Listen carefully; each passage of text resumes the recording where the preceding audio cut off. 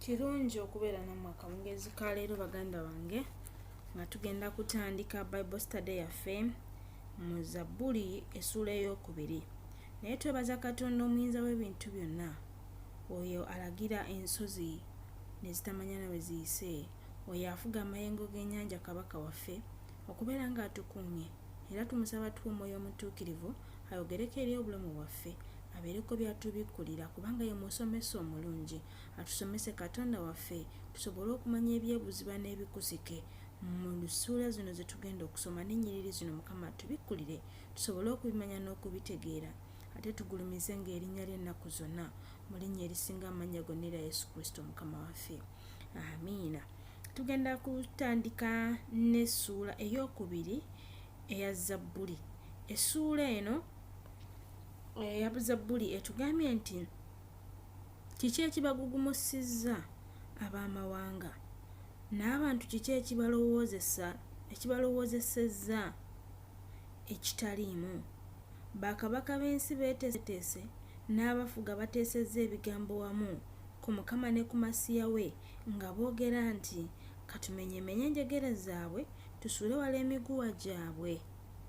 Abooluganda, abantu ekibagugumusizza, oyinza okugamba abantu lwaki bandibadde bagugumuka olwa Mukama era lwaki bandibadde bagala okulwana ne Mukama ku nsonga eno eya Mukama ne ku Massiah we. Kubanga Zabuli eno ey'okubiri gye tuli mu kusoma, Zabuli eno erimu obunabbi bwa Yesu Kristo Massiah. Naye abantu kiki ekyabakugugumusa n'ekibalowoozesa ekitaliimu n'ekibalowooza nti tutemeeteme tumenyemenye enjegere zaabwe, kubanga omwana w'omuntu gye bufa ne gye budda tayagala kufugibwa.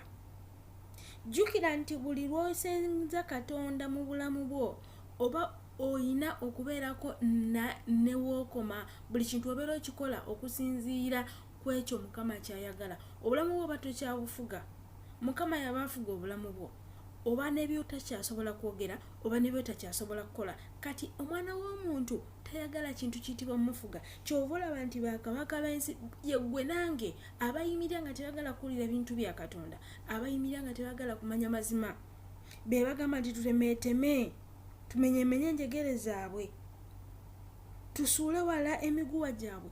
Kubanga omwana w'omuntu alowooza bw'omugamba nti omuntu bwakukola obubi mukole bulungi alaba omumanyiira.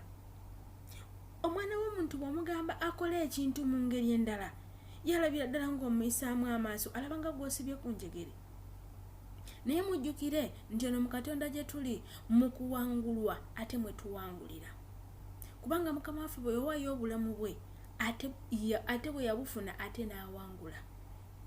Kubanga gwe ali mu Mukama, buli lw'onyoomebwa omuntu n'akuyisaamu amaaso n'otamukola ye kyakukoze, obeera mu maaso ge yaaba alaba nti gwe oluuzinze, ne yeerabira nti ate gwe obeera owiininze. Buli muntu lwakukola ekintu n'omuleka ye n'awiininga, ate gwe gwamulese gwaba awiininze, ye aba alowooza yawiininze naye ate yaaba aluuzinze. Kyova olaba nti ffe abali mu Mukama nti mu kuwangulwa ate mwe tuwangulira. Ensi tebitegeera kubanga bino bya mwoyo omutuukirivu, ate alina mwoyo tasobola kubimanya. Akugamba kyonkola kyenkukola, njagala abanjagala, bw'oba onjagala nga nkwagala, bw'oba tonjagala nange sikwagala. Naye no mu Katonda si bwe kiri. Bayibuli etulagira kusabira n'abalabe baffe ate n'okubaagala ennyo. Olunyiriri lutugambye olw'okuna nti atuula mu ggulu aliseka, Mukama alibaduulira. Mukama si kubanga nti oba aseka obanga bw'ogamba omuntu nti akuba kakule. Mukama atunulira omwana w'omuntu nga yeeteekateeka okulwana naye n'agamba kati ono maanyi ki g'alina gayinza okukozesa. Kyova olaba atunula n'agamba laba bano basobola kukola ki? Mu biro biri alibagamba mu busungu bwe, alibateganya mu kiruyi kye ekingi. Naye n'ateeka kabaka wange ku lusozi lwange olutukuvu Sayuuni, kubanga ye Mukama akimanyi nti kabaka we ye gw'ayagala era oyo gwe yalonda ajja muteeka ku lusozi olutukuvu Sayuuni. Bw'ayogera olusozi olutukuvu Sayuuni kiba kitegeeza ajja muteeka ku lusozi olutukuvu mu Yerusaalemi. Kino kituzaayo mu bwakabaka Mukama waffe Yesu Kristo wagenda okufuga obw'emyaka 1000. Ye Mukama agambye nti ajja kuteeka kabaka we ku lusozi otukuvu Sayuni. It doesn't matter okikkiriza tokikkiriza, okyagala tokyagala, Yesu omwagala tomwagala, Mukama agenda muteeka ku lusozi otukuvu Sayuni, agenda kufuga mu Isirayiri, mu Yerusalemu ekijja. Ekiragiro ndikibuulira, Mukama yaŋŋamba nti ggwe oli mwana wange, leero nkuzadde. Mukama waffe Yesu Kristo agamba nti nze kino kiragiro ndikibuulira. Mukama yaŋŋamba ndi mwana wange, leero nkuzadde. Kino kyaliwo era yakyogera nti nze ndi mwana wa Katonda, era y'ensonga lwaki yattibwa. Osabe nze nange ndikuwa amawanga okubeera obusika bwo, n'ensonda z'ensi okubeera amatwale go. Olibimenya n'omuggo ogw'ekyuma, olibyasayasa ng'entamu ey'omubumbi.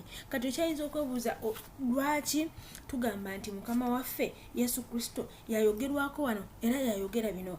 Ekyo kitutwala mu kubikkulirwa essuula ey'okubiri olunyiriri olwabiri mu 6 olutugamba nti era awangula anaakwatanga ebikolwa byange okutuusa ku nkomerero eyo, ndimuwa amaanyi ku mawanga, era alirunda n'omuggo ogw'ekyuma ng'ebibya ebibumbe bwe byatikayatika, era nange nga bwe naweebwa kitange. Bino biri mu Revelation, bye bituuzayo okutulaga wali nti kituufu Mukama waffe Yesu Kristo yali ayogerwako wano nti Mukama agambye nti olibamenya n'omuggo ogw'ekyuma, olibasayasa ng'entamu ey'omubumbi. Kati ye n'agamba nti awangula. Bino Mukama waffe Yesu Kristo abigamba ekkanisa y'Omuswatira, abagamba nti awangula ndimuwa amaanyi ku mawanga, era alibalunda n'omuggo ogw'ekyuma ng'ebibya ebibumbe bwe byatikayatika. Olunyiriri lweyongerayo ne lutugamba nti kale kaakano mubeere n'amagezi mmwe bakabaka, muyige mmwe abassala omusango gw'ensi, muweereze Mukama n'okutya, era musanyuke n'okukankana. Tuweereze Mukama n'okutya, ate era tusanyuke n'okukankana. Kugamba nga tumanyi nti Katonda gwe tuweereza w'amaanyi, wa kitiibwa, ye Katonda ow'ekitiibwa ate era ow'entiisa. Olunyiriri lweyongerayo ne tugamba mu 12 nti munywegere omwana aleme okusunguwala, nammwe ne mubula mu kkubo, kubanga obusungu obuli bubbuuka mangu, balina omukisa bonna abamweyuna. Okunywegera Mukama kwe yali ategeeza kwe kussaamu omuntu ekitiibwa n'okumulaga nti omusukkulumya, nga bw'olaba Yuda bwe yakikola mu lusuku mu Gesemaane, naye bwe yalinga akikola ate ye yakikola mu ngeri ate ey'okwonoona ey'okumuwayo, yalinga amulaga nti amussaamu ekitiibwa era amusinzizza, so nga ate kikolwa kya kumuwaayo. Naye nga Mukama ffe era akimanyi kuba amugamba nti omwana w'omuntu omuwaayo mu kunywegera. Naye erabira nti Mukama yamugamba nti amuwadde ensi. Mukama yamuwa byonna byonna ebiri mu nsi. Osabe nze nange ndikuwa amawanga okubeera obusika bwo, n'ensonda z'ensi okubeera amatwale go. Jjukira nti Mukama waffe yeebwe Sitaani yali amanye ebintu bino yabirina, kubanga byamuweebwa Adamu mu lusuku bwe yamukema n'akkiriza n'alya ekibala. Yakwata byonna ebyali eby'omuntu n'abiwa mikono gya Sitaani. Sitaani kye yava agenda n'atwala Mukama waffe ku yeekaalu n'amulaga ebintu byonna, n'amugamba olaba ebyo byonna byampeebwa era mbiwa abo bonna buli bwe mbeera nsiimye. Kati wano ate ye Mukama agamba nti osabe nze nange naabikuwa, era kyova olaba Mukama waffe wamala okuzuukira agamba nti mpeereddwa obuyinza mu ggulu ne ku nsi, n'ebisumuluzo by'okufa n'amagombe nabyo nga yabirina. Abooluganda, Katonda waffe oba Yesu Kristo yekka aba bamweyuna, be balina byonna, kubanga olunyiriri lutugambye olusembayo nti kubanga obusungu bwe buli bubbuuka mangu, balina omukisa bonna abeeyuna Mukama. Bannange, omuntu alina Mukama alina byonna.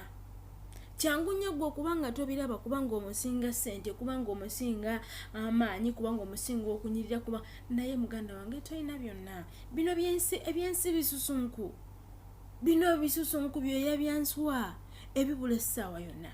naye ayina Mukama waffe Yesu Kristo yayina byonna, kubanga Bayibuli etugamba nti balina omukisa bonna abamweyuna. Gwe ogwolaba ng'omwavu ayina omukisa kubanga ayina Mukama waffe Yesu Kristo. Mukama waffe bazibwe, olwaleero tugenda kukoma wano. Mukama bampeera omukisa, mbaagala nnyo n'okusinga byonna, okukola obulungi n'okanya ne tuteekangayo ssaddaaka esinga ezo zisanyusa Mukama. Mukama mpeera omukisa.